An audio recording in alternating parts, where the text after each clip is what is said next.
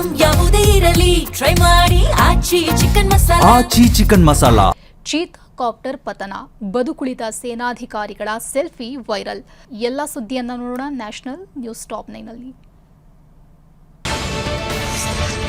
ಲಡಾಖ್ನ ಲೇಹ್ ಬಳಿಯ ಪರ್ವತ ಪ್ರದೇಶದಲ್ಲಿ ಹೆಲಿಕಾಪ್ಟರ್ ಅಪಘಾತದಿಂದ 3 ಭಾರತೀಯ ಸೇನಾ ಅಧಿಕಾರಿಗಳು ಸ್ವಲ್ಪದರಲ್ಲೇ ಪಾರಾಗಿದ್ದಾರೆ.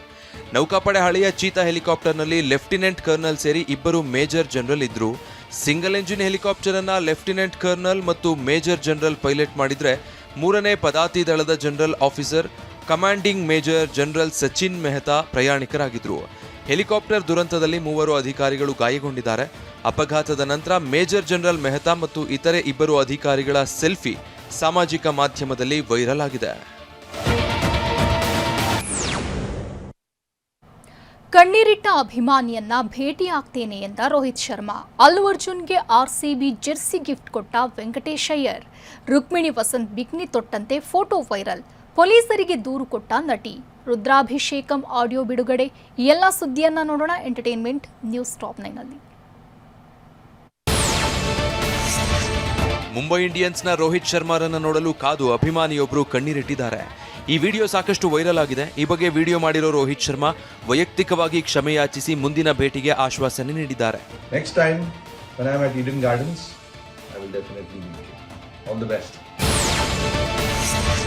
ನಟ ಅಲ್ಲು ಅರ್ಜುನ್ ಆರ್ಸಿಬಿಯ ಸ್ಟಾರ್ ಆಟಗಾರ ವೆಂಕಟೇಶ್ ಅಯ್ಯರ್ ಅವರನ್ನ ಭೇಟಿಯಾಗಿದ್ದಾರೆ. ಈ ವೇಳೆ ಅಯ್ಯರ್ ಆರ್ಸಿಬಿ ಜೆರ್ಸಿ ಉಡುಗೊರೆಯಾಗಿ ಕೊಟ್ಟಿದ್ದಾರೆ. ಈ ಬಗ್ಗೆ ಪೋಸ್ಟ್ ಹಂಚಿಕೊಂಡಿರೋ ಅಲ್ಲು ಅರ್ಜುನ್ ಹಸ್ತಾಕ್ಷರ ಇರೋ ಜೆರ್ಸಿ ಕೊಟ್ಟಿದ್ದಕ್ಕೆ ಧನ್ಯವಾದ ಅಂದಿದ್ದಾರೆ. ಪ್ಲೇ ಆಫ್ ಪಂದ್ಯಕ್ಕೂ ಮುನ್ನ ಆರ್ಸಿಬಿಗೆ ಆಘಾತ ಎದುರಾಗಿದೆ.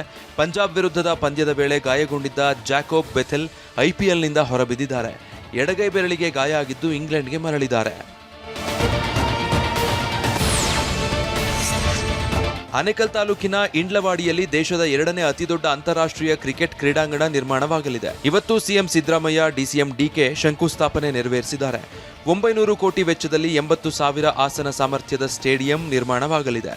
ಈ ಕ್ರೀಡಾಂಗಣ ಕೇವಲ 2 ರಿಂದ 3 ವರ್ಷಗಳಲ್ಲಿ ಪೂರ್ಣಗೊಳ್ಳಲಿದೆ.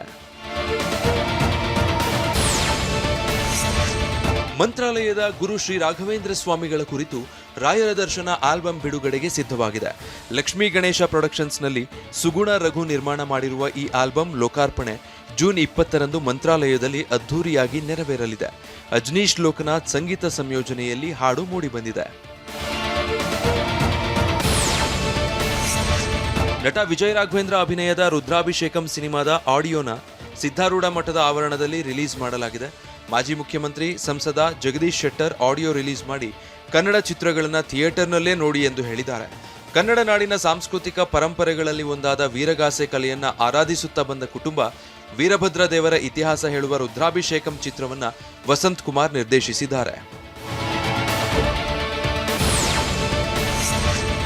2 ವರ್ಷಗಳ ಹಿಂದೆ ತೆರೆಕಂಡ ಟಗರು ಪಲ್ಯ ಚಿತ್ರವನ್ನ ನಿರ್ದೇಶನ ಮಾಡಿ ಸಕ್ಸಸ್ ಕಂಡಿದ್ದ ಉಮೇಶ್ ಕೆ ಕೃಪಾ ಇದೀಗ ತಮ್ಮ 2ನೇ ಚಿತ್ರಕ್ಕೆ ಚಾಲನೆ ನೀಡಿದ್ದಾರೆ.